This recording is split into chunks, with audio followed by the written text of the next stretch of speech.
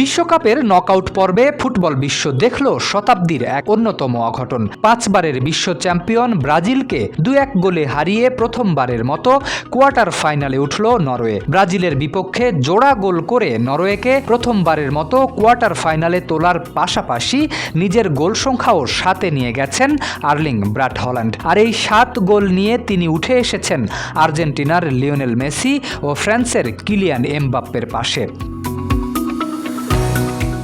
2026 বিশ্বকাপে গোল্ডেন বুটের লড়াই এখন তুঙ্গে। এবারের বিশ্বকাপে গড়া হয়েছে নতুন এক ইতিহাসও। বিশ্বকাপের দীর্ঘ ইতিহাসে এই প্রথম একই আসরে 3 জন ফুটবলার 7 গোল করার কীর্তি গড়লেন। মেসি, এমবাপ্পে ও হল্যান্ড 3 মহাতারকার এই লড়াই গোল্ডেন বুটের প্রতিযোগিতাকে নিয়ে গেছে ভিন্ন উচ্চতায়।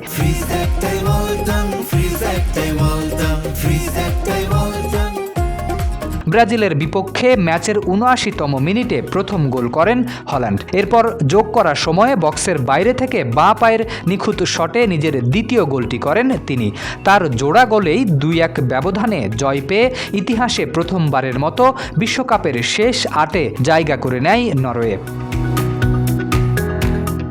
ব্রাজিলের বিপক্ষে এই 2 গোলের মাধ্যমে আন্তর্জাতিক ফুটবলে নিজের গোল সংখ্যাও 62-তে উন্নীত করেছেন হল্যান্ড। একই সঙ্গে বিশ্বকাপের অন্যতম শিরোপা প্রত্যাশী ব্রাজিলকে বিদায় করে এবারের আসরের সবচেয়ে বড় অঘটনগুলোর একটি উপহার দিয়েছে নরওয়ে। গোল্ডেন বুটের দৌড় এখন তাই রীতিমতো শ্বাসরুদ্ধকর। 7 গোল করে যৌথভাবে শীর্ষে রয়েছেন লিওনেল মেসি, কিলিয়ান এমবাপ্পে ও আর্লিং হল্যান্ড। তাদের ঠিক পেছনেই 5 গোল নিয়ে আছেন ইংল্যান্ডের হ্যারি কেইন।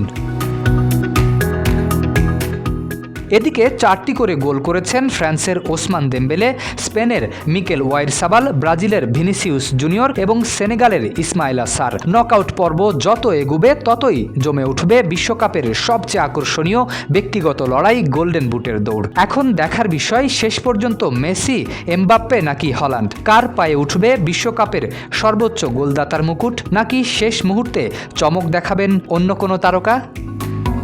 শরীফ উদ্দিন, ইত্তেফাক নিউজ।